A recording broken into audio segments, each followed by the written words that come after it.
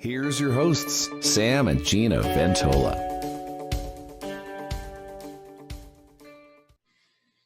Hey, podcast fans. I'm Gina. And I'm Sam. And welcome to the Sam the Answer Man podcast, the podcast where you get your legal questions answered. So I have a legal question, Sam. Okay. Could you talk about torts? Wow, that's probably the broadest question you've given me since we started these. It's a very broad field of law. So torts are basically all bases for a claim by one person against another that are not based on contract. So you have a contract with somebody, you're making a claim because they breached the contract, that's a contract case. Any other kind of case that you make against somebody is a tort claim. And sometimes these are based upon statutes, and sometimes these are based upon what we call common law, which is sort of judge decisions that you get to sue for these things. And so what types of claims are usually fall into the tort category? Well, one thing that people definitely think of when they think of torts are personal injury claims. So it's usually negligence. So somebody acted negligently, like, for example, driving a car or leaving water on the floor, and that negligence caused an injury. That is a tort. And there's no statute that says you get to sue for that. That is based upon court decisions that have come down through the years that say, you know, we establish liability as long as you can prove these certain things. You can establish liability for negligence. But torts are not just personal injury. Torts are also business disputes. Somebody says another business is defaming them. Somebody says another business is violating their copyrights. Somebody says another business is taking unfair trade actions that are resulting in loss of profits. These are all examples of torts, and there are different ways of proving all of them, but that all falls into that huge rubric of torts. So what are some of the defenses? Like, you know, if a business owner is getting sued, what kind of defense do they have, or defenses do they have? So sometimes it depends on the kind of claim, but some of the things that generally apply is, first of all, if the plaintiff or the person bringing the lawsuit is at fault, then you can make a claim based upon that. They used to call it contributory negligence. And if you could prove that the plaintiff's fault was at all contributory to the result, then there would be no liability. By statute, that's since been changed to say, what they call it comparative negligence, which is the jury is asked to assign a percentage of fault to the plaintiff. And if that fault is 50% or more, the plaintiff cannot recover. But if it's less than 50%, they can cover, you know, like if the jury says the plaintiff has 30% at fault, the plaintiff can cover the other 70%. We also now have recently, since the 80s, non-party fault or other party fault. So if there's another party to the lawsuit or somebody who's not even a party, a defendant can say that person's at fault for this injury that you're trying to sue me for, and I want the jury to apportion fault to them. So that's a relatively new area of the law, but it's something that defendants can argue, non-party fault. And that really affects, for example, an improper security claim. Like if you're saying, you know, this restaurant I went to didn't have good security, and I went in there and there was somebody robbing the place and they shot me. I want damages. The business owner could say, I want to apportion fault to the person who actually shot you, you know, and that has really reduced the number of these improper security claims, because then the plaintiff is trying to argue that the business that didn't have enough security is more at fault than the person who did the shooting. So it's really affected a lot of claims. You know, another issue is mitigation of damages.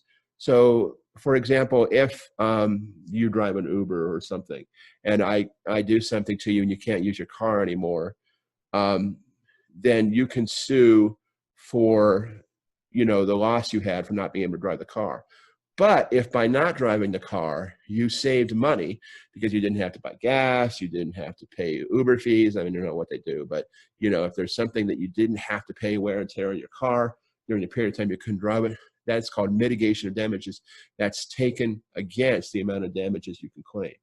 For example, in a business context, if, you know, I do something that results in you losing a big contract, if you're able to get another contract that you didn't have before, but you were able to do it because you lost the first contract, then that amount is taken off as mitigation of damages against your claim. There's also something called failure to mitigate damages, which is you could have done some things to make your damages lower, but you didn't do them. And a big one, is not getting another job in an employment case, or not seeking other contracts if you're in a business case where something resulted in you losing a deal. So generally, people are under obligation when they've been wronged to do what they can to lessen the damage caused by that wrong. And then another big one, that comes up a lot is statute of limitations. There's defined periods of time when you can file certain claims that run from the date of your injury or when you should have known of your injury.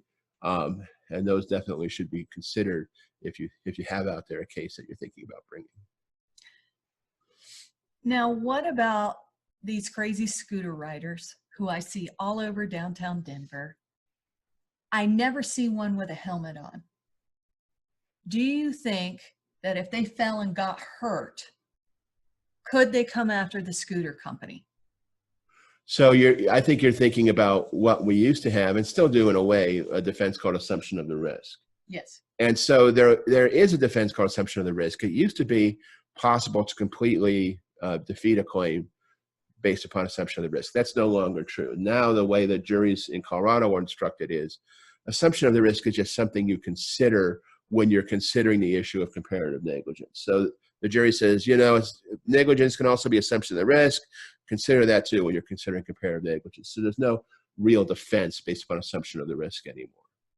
The other thing is, in the case of seatbelts, if you're driving a car and you're not wearing a seatbelt, the courts instruct the jury to not award any damages that were caused by not wearing the seatbelt. But the failure to wear a seatbelt is not a complete defense to the claim. So who's liable in these tort claims? Well, I mean, first of all, it's obviously the person who did the thing, the person who, the other driver or the person who defamed your business. But it can also be, there's something called joint liability or conspiracy liability, which is if you can show that there are other people out there who there was a common plan to do the thing. One example that's given is if two people are drag racing, and as a result of drag racing, driver A hits you, but maybe driver A has no insurance or whatever, you can still sue driver B because driver B was involved in a common plan to engage in a race, and that resulted in your injury. And this also happens a lot of times in the business context. If you can say that, this other company was involved in the issue of trying to disparage your company, trying to deprive your company of business, you can sue the other company as well. And in those cases, if you can establish that sort of common plan or conspiracy, you can establish what we call joint and several liabilities. So that's a tongue twister, I know, but basically what that means is you can sue both of those people and both of them are completely liable for your fault. So they do not get to come in and say, oh, he's a non-party, I don't have to pay any fault that you attribute to him. If you can prove a common plan or design or a conspiracy, you can get joint and several liability, which means you can collect the entire amount of your damages from either. Wow. So what can a business owner do to protect themselves in these situations? Let's say I run a scooter company. What can I do to protect myself when people go out and they don't wear the helmets? Well, I mean, the first thing is to be careful. Don't be negligent. Don't engage in any designs to harm people. They talk about the standard of care of the reasonably prudent person in the industry. So, try to conform with the best practices of whatever industry you're in to make sure that you're looking after safety the way that you would expect it to as a person in that industry. The second is in a lot of examples, like the scooters, they obviously require you to sign a waiver or release agreement. And those are more enforceable than people think they are. And so at least the person, who bought the scooter ride will not be able to sue you, although that's not going to protect you from claims by third parties who this scooter rider might have hit. Incorporating is something that small businesses will do to try to limit liability. It's not as effective as people assume sometimes. Incorporation will prevent you from being liable for the actions of your employees or of the business in general. But even though you are incorporated, you can still be personally liable for your individual actions. And that's an important thing people need to know about incorporation. that if, you have a delivery company and your driver hits somebody, incorporation will protect you.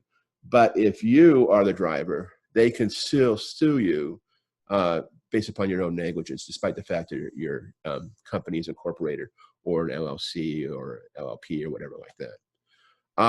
Finally, there's obviously insurance, and insurance, can protect you in a lot of ways.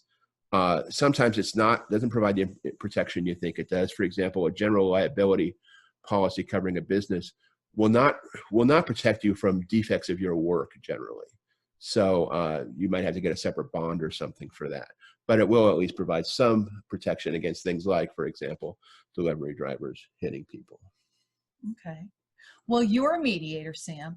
How would you handle this type of dispute where you have, let's say I'm stuck on the scooter thing.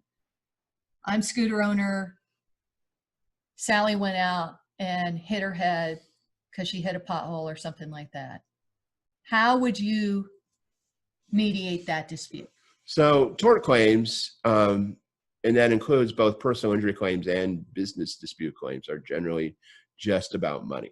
So the parties probably don't have any continuing relationship. They have no need to get them, to sing Kumbaya and get along in the future. It's simply about trying to figure out how much is going to be paid in order for this claim to go away. And so from that perspective, it's a good idea to assist the parties by recognizing what their risks are going forward, to try to get them to look at it in a business-like way. It's like, you don't have to see these people again. You shouldn't be asking for apologies or, for admissions of guilt or something like that. This is about just trying to find a business-like way in order to resolve this in an amount that both parties can be satisfied with. So those are, in a lot of ways, it's helpful that the parties don't have to have any continuing relationship, because you can just concentrate on looking forward and getting rid of the case. Well, that is really helpful. Is there anything else you'd like to add? No, I mean, this is a broad subject, and so we're happy to answer questions you may have about something more specific. But there are a lot of things to think about in terms of operating your business. Well, on top of that, thank you, Sam. That was very helpful. If you have legal questions, like Sam said, just email him at sam@samventola.com. Or you can also check out, if you want a little bit more information, Sam has written a great article on this. It'll be up on our website, ventolalaw.com. Thank you. If you would like to discuss your legal issue with Sam, please contact Ventola Law at 303-864-9797 or check out our website at www.ventolalaw.com. Ventola Law, mediation and legal representation at an expert level.